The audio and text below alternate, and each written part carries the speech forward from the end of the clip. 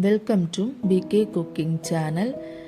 இன்னைக்கு meal maker வச்சு ரொம்ப டேஸ்டியான ஒரு ரெசிபி தான் செஞ்சுருக்கேன். ரொம்ப சுவையாக இருந்தது. கண்டிப்பாக ட்ரை பண்ணி பாருங்கள்.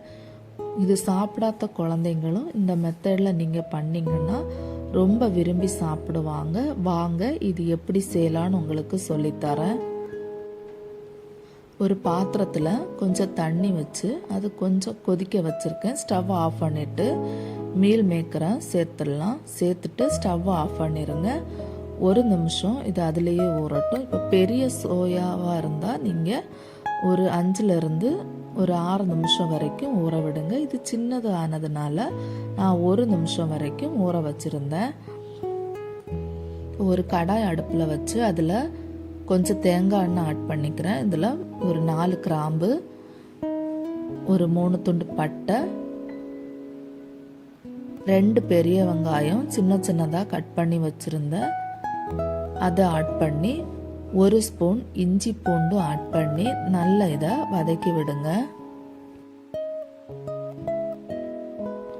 இப்போது இஞ்சி பூண்டோட பச்சை ஸ்மெல் போயிருச்சு. இதில் கொஞ்சம் கருவேப்பிலை போட்டுட்டு தேவையான அளவு மசாலாவை சேர்த்துக்கலாம்.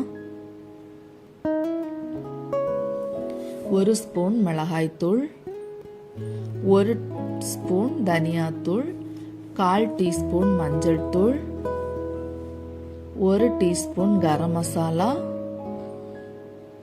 இதை கொஞ்சம் நல்லா வதக்கி விட்டுட்டு மிக்ஸி ஜாரில் 1 ஸ்பூன் மிளகு, 1 ஸ்பூன் பெருஞ்சீரகம், இதை கொஞ்சம் நைஸாக பொடி பண்ணி எடுத்துடலாம்.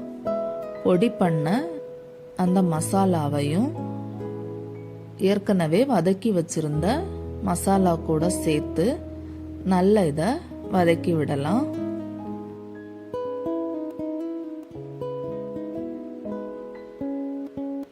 இப்போ இதில் தேவையான அளவு கொஞ்சம் உப்பு சேர்த்து வதக்கி விடுங்க. ஏற்கனவே நம்ம சுடு தண்ணியில் போட்டு வச்சுருந்த சோயாவை கொஞ்சம் பச்சை தண்ணியில் நல்லா கழுகிட்டு பிழிஞ்சு எடுத்து வச்சுருக்கேன். அதை ஆட் பண்ணிடலாம்.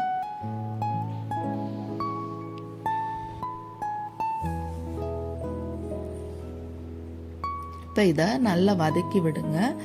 ஹை ஃப்ளேமில் வச்சு நல்லா வதக்கி விட்டுட்டுருங்க.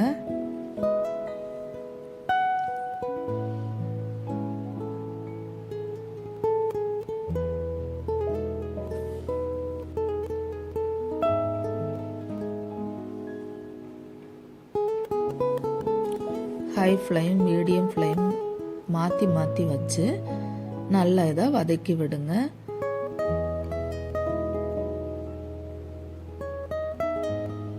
மூடி எதுவும் வைக்க வேண்டாம். மூடி வைக்காம வதக்கி விட்டுட்டுருங்க.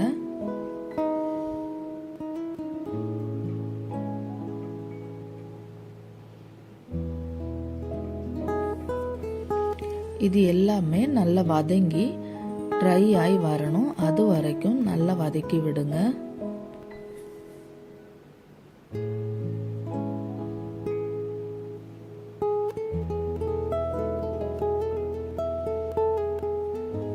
உப்பு கரெக்டாக இருக்குன்னு பார்த்துட்டு உப்பு தேவைன்னா உப்பு ஆட் பண்ணிடுங்க.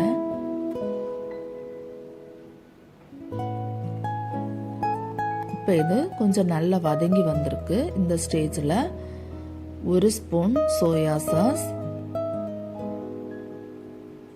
1/2 ஸ்பூன் டொமேட்டோ சாஸ் சேர்த்து நல்லதை வதக்கி விடுங்க. இப்போ எல்லாமே நல்லா வதங்கி வந்திருக்கு.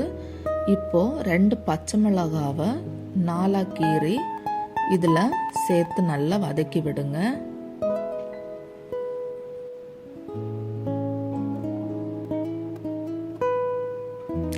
இப்போ இதில் ஒரு 1/2 ஸ்பூன் சுகர் ஆட் பண்ணிக்கோங்க.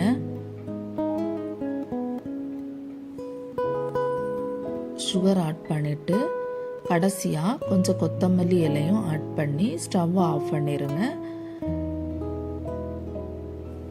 ரொம்ப சுவையான மீல் மேக்கர் ரெடி ஆயிடுச்சு. எங்கள் வீடியோ பிடிச்சிருந்ததுன்னா மறக்காமல் லைக் பண்ணுங்கள், ஷேர் பண்ணுங்கள், சப்ஸ்கிரைப் பண்ணுங்கள்.